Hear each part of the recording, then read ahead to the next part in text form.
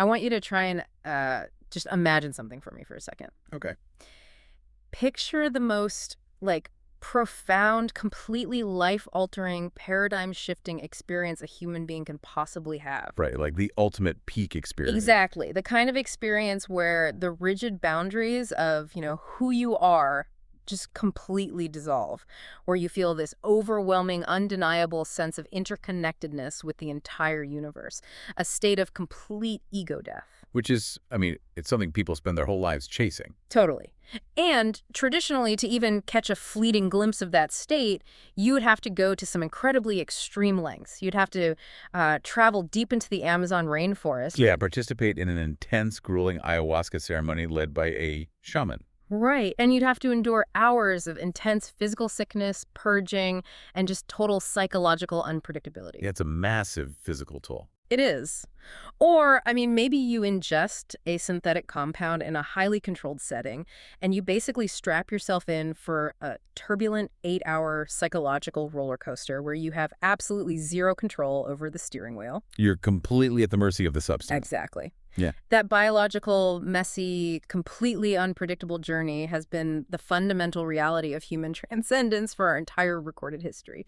But, I mean, what if you didn't have to do any of that? It fundamentally challenges our baseline assumptions about effort and reward, really. Yeah. Because the idea that you could bypass the physical and psychological toll entirely, it feels almost counterintuitive to how we perceive spiritual growth. Which is exactly why this is so mind-bending. Imagine you were just sitting on your couch right now. You're completely sober. You pull out your phone. You open an app. You select a highly specific mathematical parameter for, like, universal interconnectedness, and you literally just click a download button. It sounds unbelievable. Instantly, your brain shifts into a state of pure hyperdimensional enlightenment. There are no chemicals involved. There's no digestion, no ingestion, no waiting for a substance to kick in. Just pure executable computational code. Right. Code interacting directly with your neurology. And then when you're done, or, if it gets a little too intense, you just tap a stop icon on your screen and you are instantly, seamlessly back to your baseline reality. You're ready to go make a sandwich. It sounds completely insane, right? Totally. It sounds like the plot of a cyberpunk sci-fi movie. It absolutely sounds like radical science fiction. And yet, the underlying technological framework for this exact scenario is not something theorized for the 22nd century. Right. It's happening now. It is actively being theorized right now. And the foundational hardware required to pull it off is currently being built in laboratories and commercial tech sectors. We are looking at a very real, very imminent convergence of neuroscience, computational engineering, and deep philosophy. And that is the exact convergence we're exploring today on this deep dive. We have an incredibly thought-provoking and frankly just earth-shattering piece of source material to guide us. It really is a phenomenal piece of writing. Yeah, we are looking at a Substack article published on April 26, 2026. It's by a writer going by the pseudonym SpiralSeekr. The piece is titled Executable Nirvana, Downloading Transcendence. A great title, by the way. Super catchy. And our mission today, our goal as we unpack this with you listening, is to explore the mind-bending intersection of high-bandwidth brain-computer interfaces, advanced neuroscience, and the profound philosophical implications that arise when human transcendence transitions from organic biology to pure computational code. Right. Like, what actually happens to human consciousness when enlightenment becomes just another app on your home screen? To truly grasp the magnitude of what SpiralSeekr is proposing here, we have to contextualize it against our current biological paradigm. Let's do it. The author starts by laying out what they term the historical scaffold of transcendence. For millennia, our entire conceptual framework of the psychedelic experience or any chemically induced mystical state has been hopelessly tethered to chemistry. Which means it's been bound by very strict biological rules. SpiralSeekr points out that when you consume a substance, whether you are eating a mushroom, chewing a root, swallowing a synthetic molecule, you are initiating a massive systemic biological event. Yes. You are subjecting that profound experience to the absolute whims of your metabolism. Precisely. You are entering a systemic flood. Your body has to physically process the material. But the author emphasizes that you are instantly dealing with the mechanics of digestion. Right, the gut. Yeah, the enzymes in your gut start breaking it down. Then it goes to your liver for first-pass metabolism, where a significant portion of the active compound might just be destroyed before it ever reaches your bloodstream. It's a gauntlet. Exactly. And then, even if a sufficient amount survives that gauntlet, it faces the ultimate bottleneck, which is the blood-brain barrier. Okay, let's actually pause and look at that barrier, because it's a huge part of the author's argument against chemistry. The blood-brain barrier isn't just a conceptual idea, right? It's a literal, physical fortress. It is. From my understanding, it's a highly selective, semi-permeable border made of endothelial cells that are packed incredibly tightly together. I think they're called tight junctions. Yes, tight junctions. And they are supported by astrocytes, which are these star-shaped glial cells that basically wrap around the capillaries in your brain. This system evolved over millions of years with one primary job: keep neurotoxins and pathogens out of the central nervous system. That is an excellent summary of the physiological mechanics. The blood-brain barrier is the brain's ultimate bouncer. I love that analogy. And for a chemical to alter your consciousness, it has to possess very specific properties, Yeah. usually being highly lipophilic, meaning fat-soluble, just to slip past those tight junctions. Wow. Once it finally crosses that barrier, it then has to physically float through the interstitial fluid and randomly collide with specific receptor sites on your neurons to bind with them. That sounds incredibly inefficient. Well, SpiralSeekr argues exactly that this entire process is a remarkably clunky, chaotic, and systemic delivery mechanism for what is ultimately just a shift in neurological signaling. Right. And here's where SpiralSeekr makes a core assertion that completely blew my mind. The author asserts that human consciousness at its foundational level is fundamentally an information processing matrix. Yes, that is the crux of it. If we accept that premise and view the brain purely as an organic computer, then a mystical experience, that profound feeling of oneness, of ego death, of touching the divine, it isn't some kind of literal magic that is hidden inside a mushroom or a vine. The magic isn't in the molecule. The transcendent experience is actually a replicable topological state of neural networks. This is a profound reframing of the sacred, honestly. Historically, human cultures have localized the magic or the spirit within the substance itself. Right, like plant spirits. Exactly. We revere the peyote cactus or the ayahuasca vine as if the plant itself is a sentient entity imparting wisdom to us. But SpiralSeekr argues that if consciousness is an information processing matrix, then the plant is nothing more than a chemical key. Just a key. The profound wisdom, that transcendent state of universal interconnectedness, is not imported from the plant. It is already a latent, pre-existing potential within the architecture of your own brain. Wait, so the brain is the lock, the intricate machinery, and the chemical is just a really specific, organically occurring key that happens to fit the mechanism to trigger a change. Exactly. The molecule doesn't contain enlightenment. Right. It merely triggers a specific pattern of electrical activity. It shifts the brain from one topological state, which is our normal, everyday, rigid waking consciousness, into a highly entropic, hyperconnected topological state. Okay, I want to dig into the actual mechanism of that shift because the text gets very specific here. To understand how we can digitize this process, we need to understand exactly what that chemical key is doing when it turns the lock. Sure. SpiralSeekr heavily references the default mode network, or the DMN. Let's break down the actual neuroscience of this. What exactly is the DMN doing, and why does the author identify it as the neurological correlate of the ego?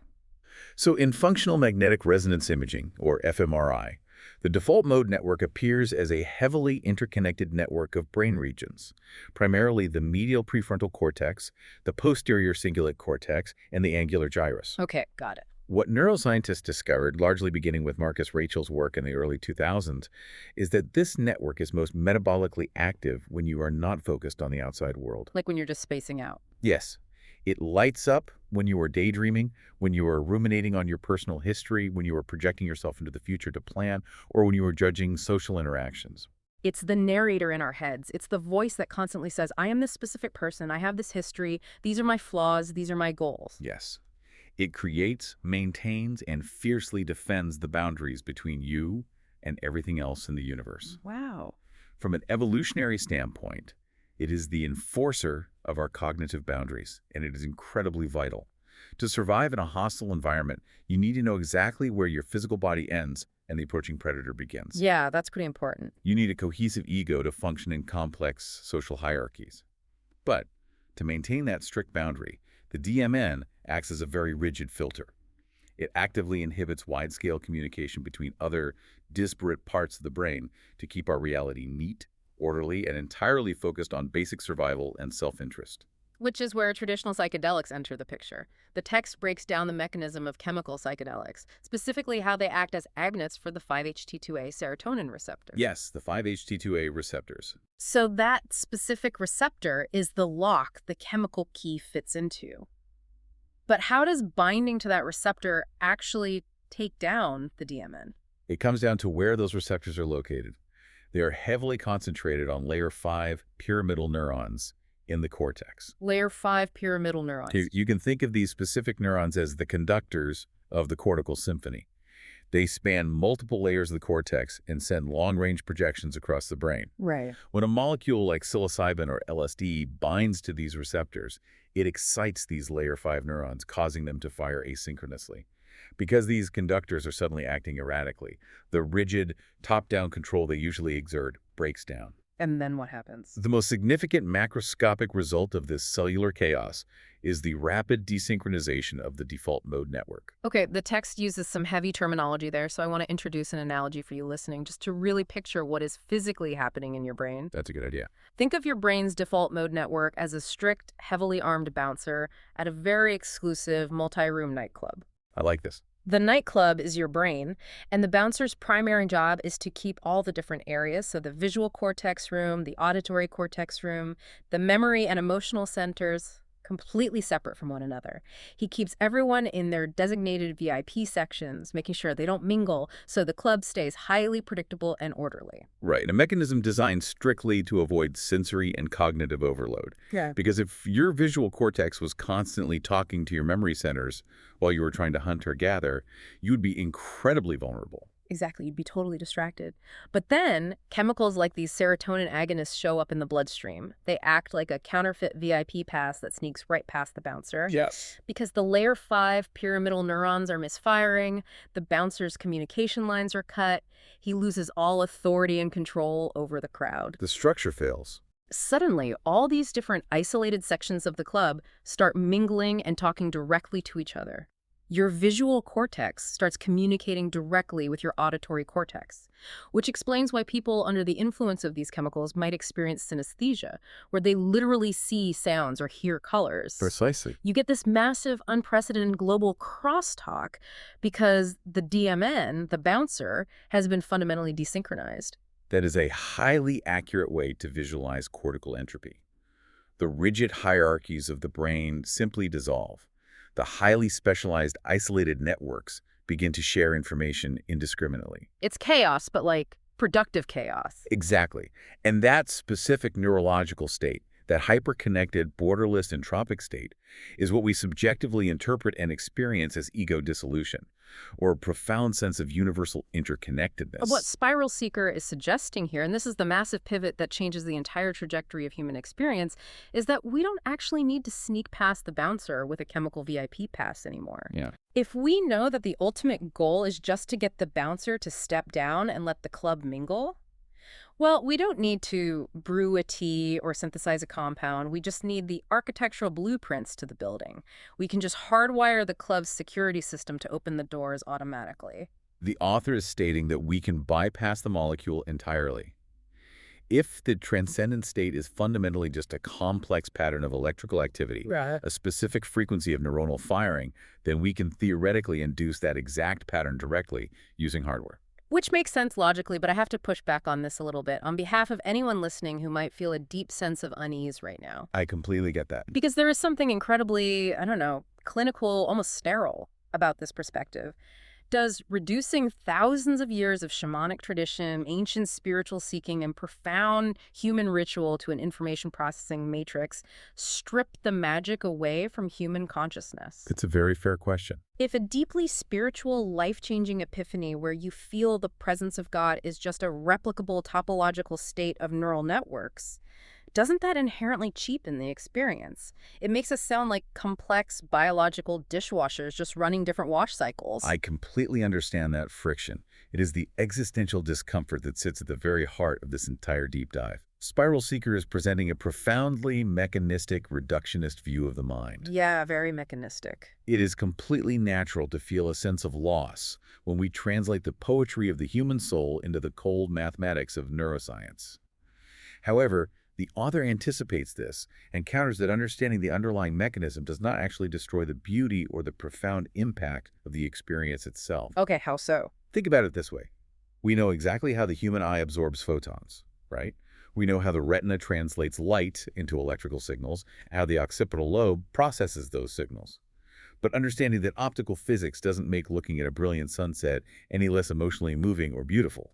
Oh, that's a really good point. So knowing the exact lines of code in the matrix doesn't mean the matrix itself isn't an incredible, emotionally resonant environment to experience. Exactly. The map is not the territory. But knowing how the map is drawn doesn't make the territory any less awe-inspiring to traverse. And more importantly, the text argues that once you understand the code, you gain the ability to write new software. Whoa. Which forces us to look at the next massive leap in the author's argument. If the organic molecule isn't the magic, but just a primitive key, how do we turn the lock without the chemical?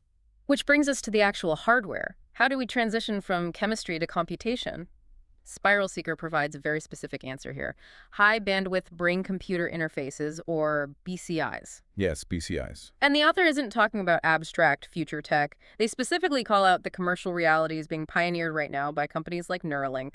We aren't talking about an EEG cap you wear on your head with some gel that passively reads brainwaves from the outside. No, not at all. We are talking about microscopic, flexible polymer threads physically implanted directly into the cortex, capable of both reading and writing data at incredibly high single neuron resolutions. The distinction between reading and writing is the crucial threshold here. It's a bidirectional interface. Current BCI technology is primarily focused on reading, like translating neural intent to move a robotic arm or type on a screen. Right. But SpiralSeekr is focusing on the right capability. The mechanism outlined in the source for achieving this executable nirvana is something called closed-loop neuromodulation. Closed-loop neuromodulation. Okay, the text leans heavily on this, so let's make sure it's crystal clear for everyone. The way I read this, it's essentially a biological thermostat. Okay. A traditional open-loop system just pumps heat into a room blindly, but a closed-loop smart thermostat is constantly reading the room's temperature. If you set it to 72 degrees, it monitors the air, and the exact second it drops to 71, it triggers the heater. The second it hits 72, it shuts off. It is a continuous microsecond by microsecond loop of monitoring output and adjusting input. Am I translating the hardware correctly? That is a perfect analogy. Yeah. Now, apply that thermostat to the infinitely complex landscape of the human brain. Yeah. An algorithmic entheogen would utilize this exact closed-loop system via the implanted BCI. Wow. The array of electrodes would constantly, in real time, monitor the local field potentials and electrical firing rates of the default mode network. It's constantly watching the bouncer. It is watching the bouncer's every move. Yeah. And then, using complex machine learning algorithms, it uses targeted deep brain microcurrents to actively intervene. Yeah. Instead of flooding the entire brain with serotonin agonists and just hoping the DMN shuts down, the BCI artificially suppresses the firing rates of the DMN's central nodes with pinpoint electrical precision. It mathematically forces the bouncer to stand down. Exactly. That is wild when you really think about the precision of it. It's not a systemic flood. It is taking a microscopic electrical scalpel to the DMN and saying, shut down your operations right now. But the text says it doesn't just stop at suppressing the ego, right? It also has to recreate the interconnectedness. Precisely. Bypassing the DMN only removes the barrier. The text explains that simultaneously, in the exact same millisecond it suppresses the DMN, the BCI actively stimulates other regions to induce the global crosstalk that our waking minds normally inhibit. It artificially generates the neural mingling. So it forces the VIP doors open, and then it actively pushes the different sections of the club to start mingling and sharing information. It is literally orchestrating the neurological symphony. It is a mathematical orchestration of consciousness. And this mechanism leads to what is arguably the most staggering, unbelievable claim in the entire article. Yeah, this part is crazy. SpiralSeekr states that with sufficient mapping, this technology can place the human cortex into the exact electrophysiological coordinates of an NDMT breakthrough, completely independent of organic chemistry. I really want everyone listening to pause and let the weight of that claim sink in. The exact electrophysiological coordinates of a DMT breakthrough. It's huge. For context, NN-DMT is widely considered by psychonauts and researchers to produce the most profound, intense, reality-shattering experiences known to human biology. People who smoke or inject DMT report being instantly blasted into hyperdimensional geometric spaces, communicating with seemingly autonomous non-human entities, and experiencing what they perceive to be the fundamental underlying fabric of reality. It is an overwhelmingly intense state. It is an indescribable state, and this article is suggesting that this ultimate reality-breaking state is just a specific set of coordinates on a neural map. It reduces the most profound mystical experience into a digital analog. By perfectly artificially mimicking the exact cascade of electrical patterns that a massive systemic dose of DMT would cause, the BCI tricks the brain into inducing the exact same subjective experience. It tricks it. The brain cannot tell the difference between a state induced by a chemical and a state induced by perfectly calibrated microcurrents. But wait, if we can actually map the exact electrophysiological coordinates of a DMT breakthrough, doesn't that imply something radical about the nature of enlightenment itself? What do you mean? It implies that nirvana, or the divine, or ultimate transcendence, is literally just a geographical location on a neurological map. It's like plugging a destination into Google Maps, but instead of typing in the nearest coffee shop, you are plugging in ultimate universal oneness and letting the algorithm drive you there. That is the inescapable logical conclusion of the premise. Yeah. If the brain is a vast topological landscape of possible states of consciousness, then yes, nirvana is simply a specific set of coordinates within that landscape. Unbelievable. Historically, we have only been able to reach those specific coordinates by taking a very chaotic, unpredictable, and rudimentary chemical vehicle. You swallow the compound, you strap in, and you just have to hope the biological cascade drops you off in the right neighborhood. And as anyone who has experimented with these substances knows, sometimes it drops you off in a beautiful, life-affirming garden of love, and sometimes it drops you off in a terrifying, inescapable, psychological nightmare alley. Very true. Which transitions us perfectly into exploring the user experience. We've talked extensively about how this works on a biological and computational level, but let's talk about what it actually feels like to the end user. We are moving from the messy reality of biology to the sleek control of software. The author draws a very stark, very intentional contrast here between a biological trip and an algorithmic one. SpiralSeekr describes the biological psychedelic trip as a hostage situation. A hostage situation. That is an incredibly intense phrase to use, but honestly, if you read clinical accounts or trip reports of people taking large doses of psychedelics, it is a devastatingly accurate description of the pharmacokinetics involved. It is entirely accurate. Once you ingest a chemical substance, you are locked in. You are completely subject to the unyielding laws of your body's metabolism. Yeah. If the experience becomes terrifying, if you suddenly confront deeply suppressed trauma, or if the dissolution of your ego induces acute panicky paranoia, you cannot simply decide to step out of it. You're stuck. You are a hostage to the biological half-life of the molecule in your bloodstream. You just have to ride it out, often for hours on end, until your liver enzymes finally clear the compound. There is no pause button on a mushroom. You take the ticket, you take the ride. But the text introduces a concept from the software engineering world to describe the alternative provided by a BCI.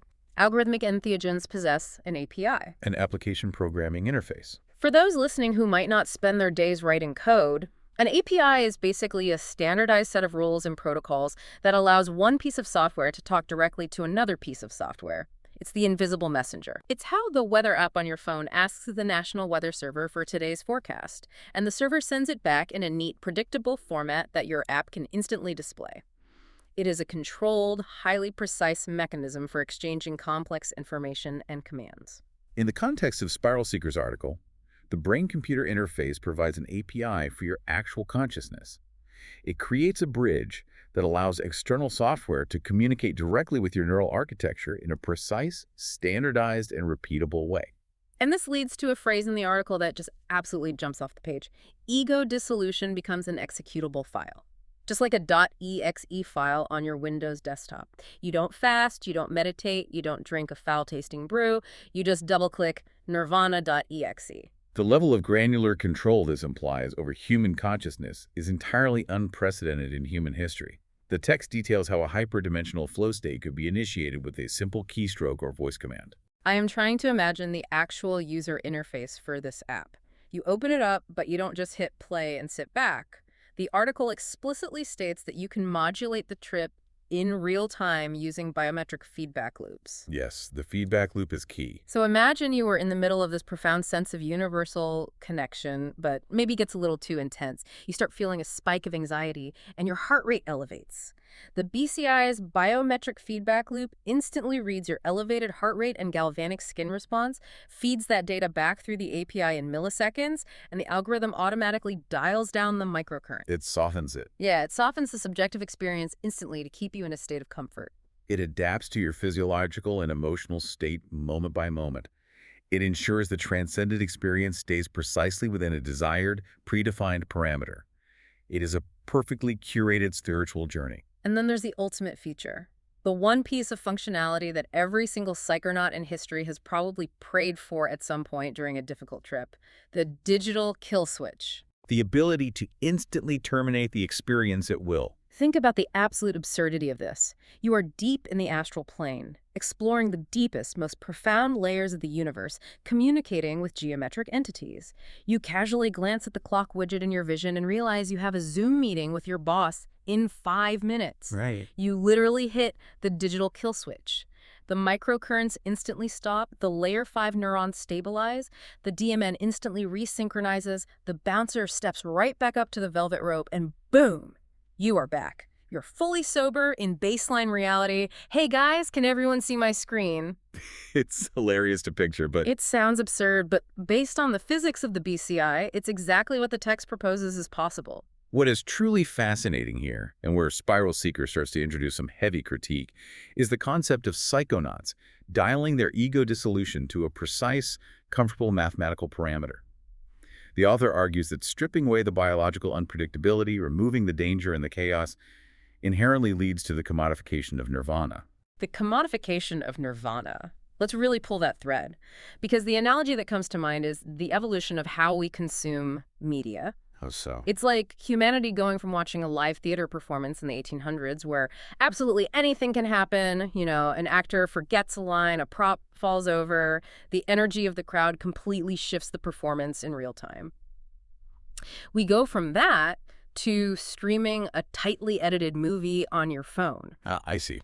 When you stream a movie, you have total dominance over the media. You can pause it to go to the bathroom, you can rewind a scene, you can watch it at 1.5 speed to save time, or you can just close the app entirely if a scene makes you uncomfortable. The user has absolute frictionless autonomy. The media bends entirely to the consumer's comfort. Exactly. But if we apply that to spirituality, what does having a pause button on ego death actually do to the nature of the experience itself? It's a great question. If part of the profundity of a mystical experience, the real meat of it, is the surrender, like the act of letting go of your illusion of control and giving yourself over to something terrifyingly larger than yourself. What happens when you never actually have to give up control? Right. If you always hold the kill switch in the palm of your hand, are you ever truly surrendering? That is a massive philosophical hurdle. Yeah. In traditional shamanic practices, and even in modern clinical psychedelic therapy, the unpredictability, the potential for deep terror, that hostage situation aspect we discussed, it's often viewed not as a side effect, but as a necessary crucible. The crucible. Yes. It is the intense heat and pressure that burns away the rigid structures of the ego. The struggle itself is the mechanism of psychological healing. Yes. Anyone who does this therapeutically will tell you that the bad trip is usually where the actual psychological work gets done. You are forced to confront your darkest demons, your traumas, your insecurities, precisely because you cannot run away from them. You are locked in the room with them until the chemical wears off. You have to integrate them. SpiralSeekr posits that if you commodify the experience into a perfectly smooth, frictionless, algorithmically curated, hyperdimensional flow state, you might be entirely removing the specific friction that makes the experience transformative in the first place. You lose the work. You get all the blissful feelings of universal interconnectedness, but without paying the cost of psychological confrontation. It ceases to be a spiritual evolution and becomes a consumer product. It becomes a spiritual high, devoid of spiritual labor. It's fast food enlightenment. It's drive-through transcendence. You get the calories, but none of the nutrition.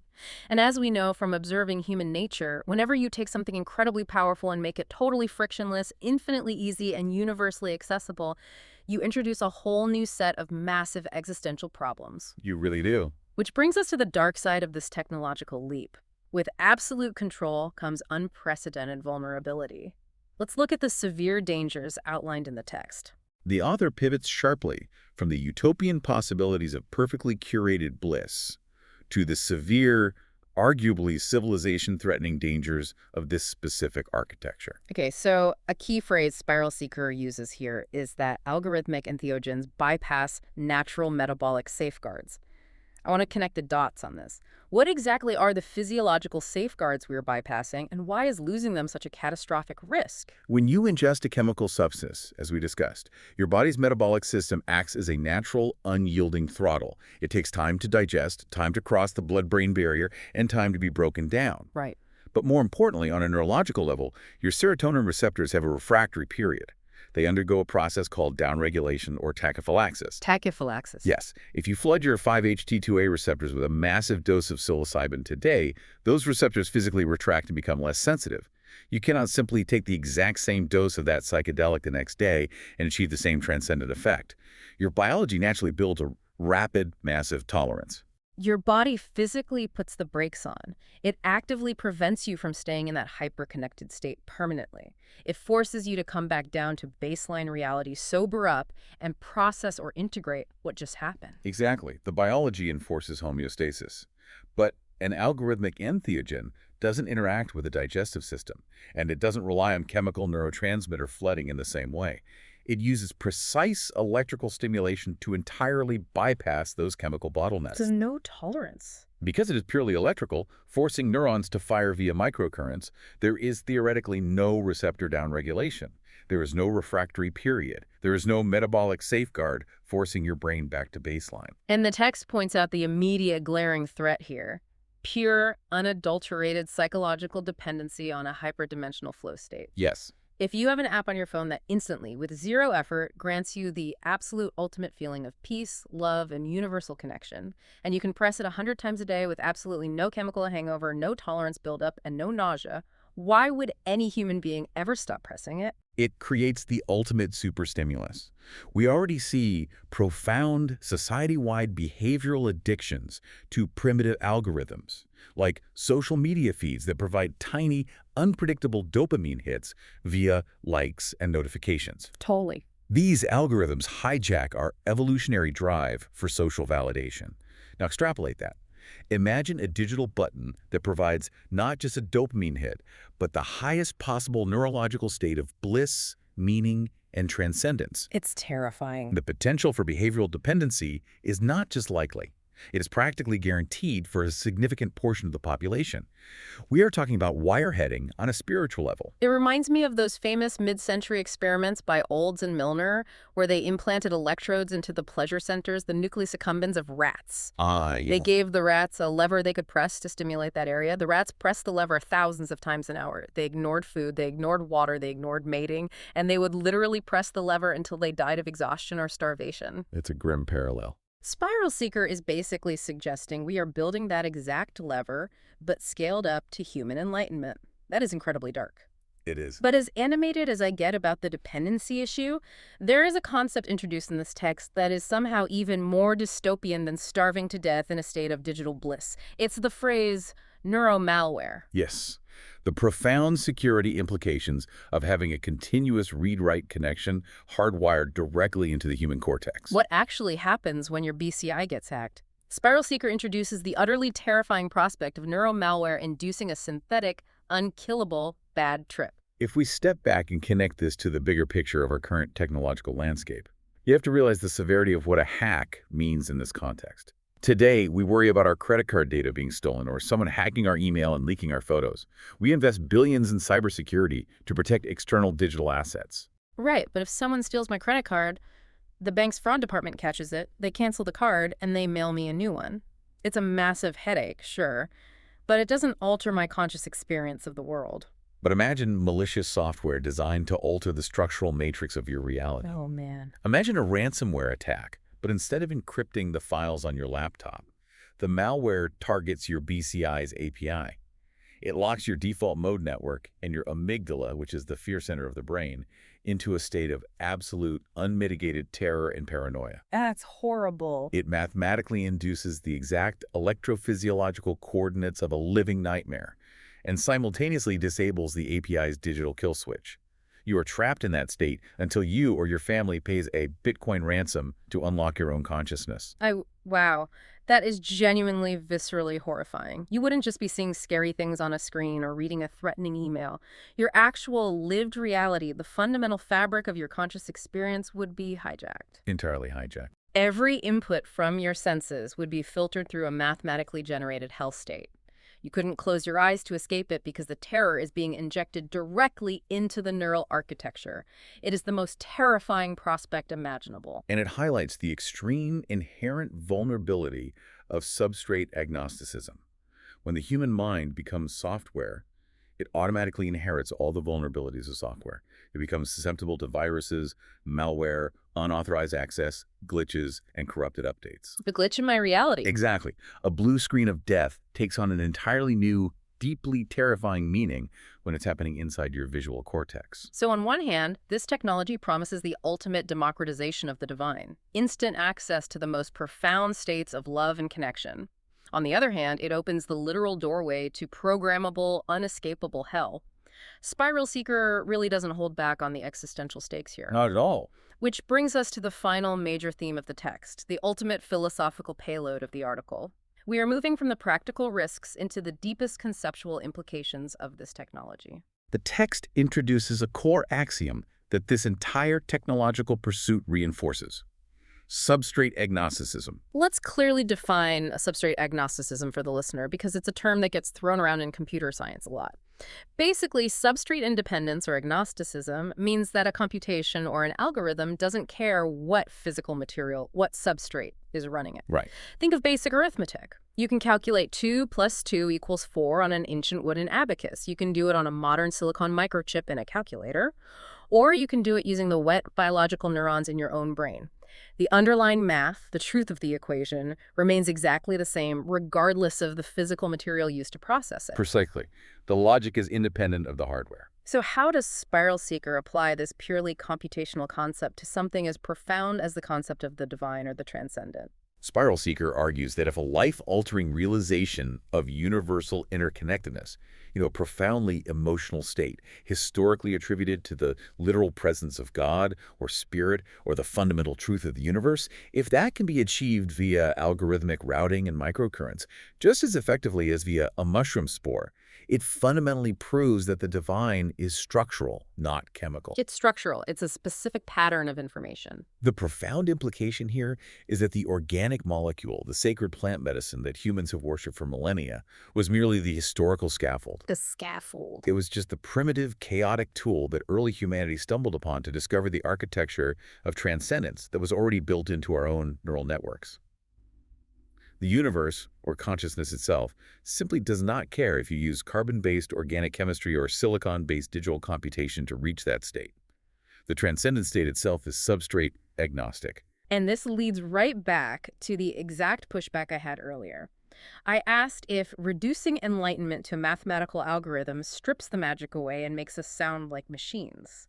The author actually anticipates this dread and calls it the ontological paradox. The paradox being that the demystification of the mechanism does not invalidate the revelation. Let me say that again for you listening, because it is such a powerful, stabilizing sentence in the midst of all this wild sci-fi speculation.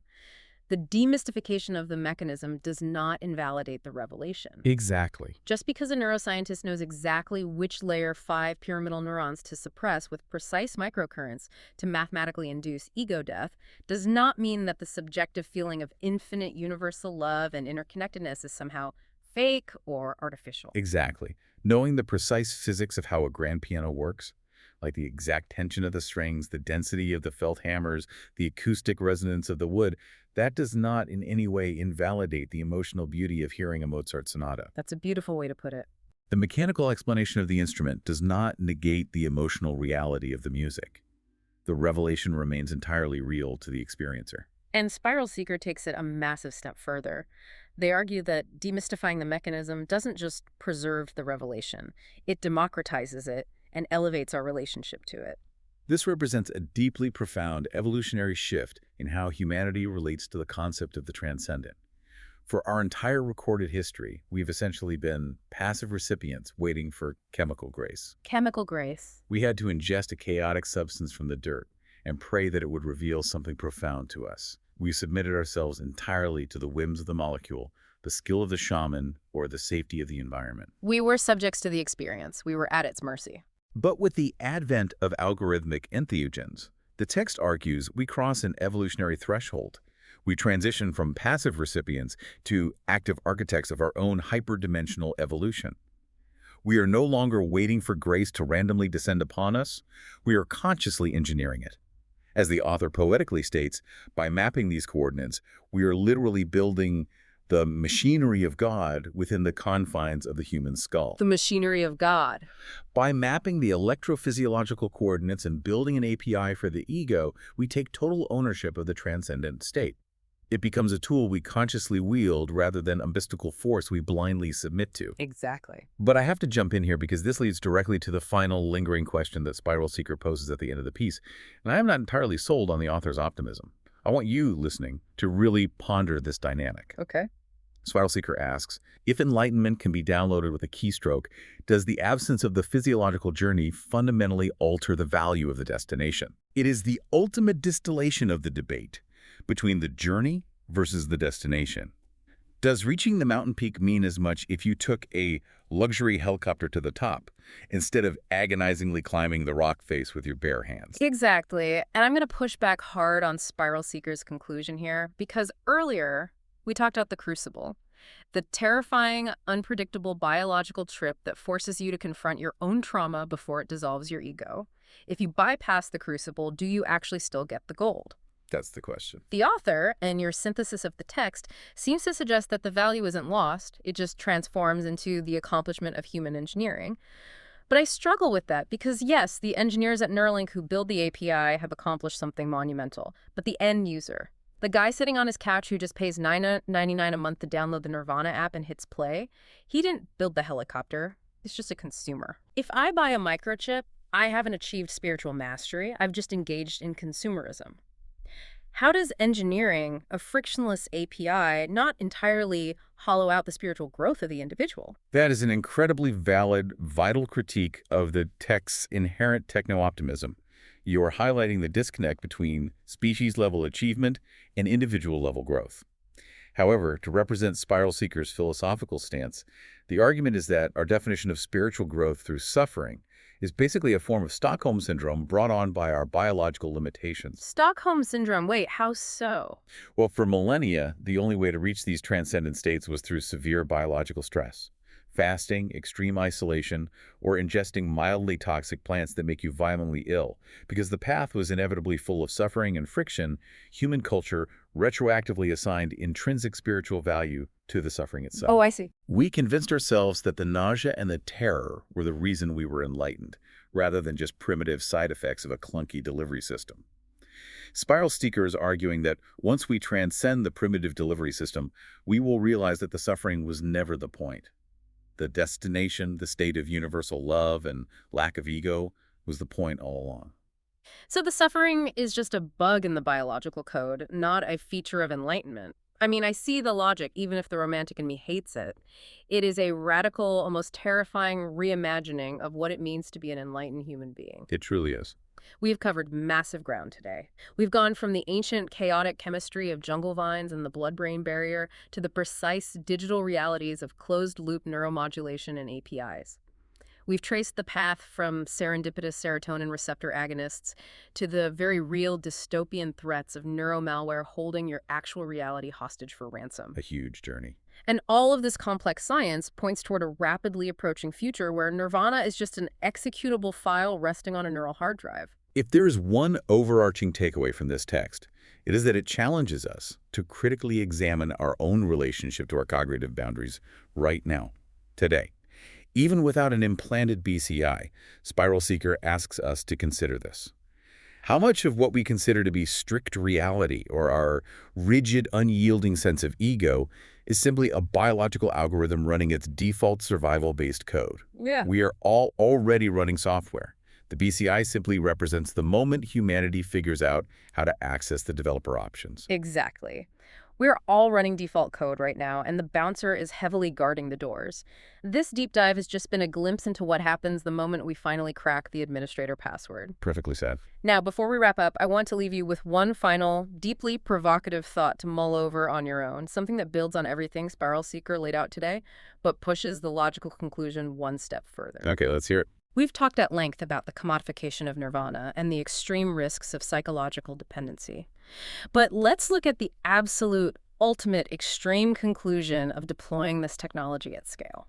Right. If we successfully commodify nirvana, if every single human being can instantly download perfect, hyperdimensional enlightenment whenever they want for as long as they want, what actually happens to the baseline reality we all currently share? Think about it. The everyday physical world is defined by friction. It is full of traffic jams, heartbreak, mundane spreadsheets, physical pain, sickness, and conflict.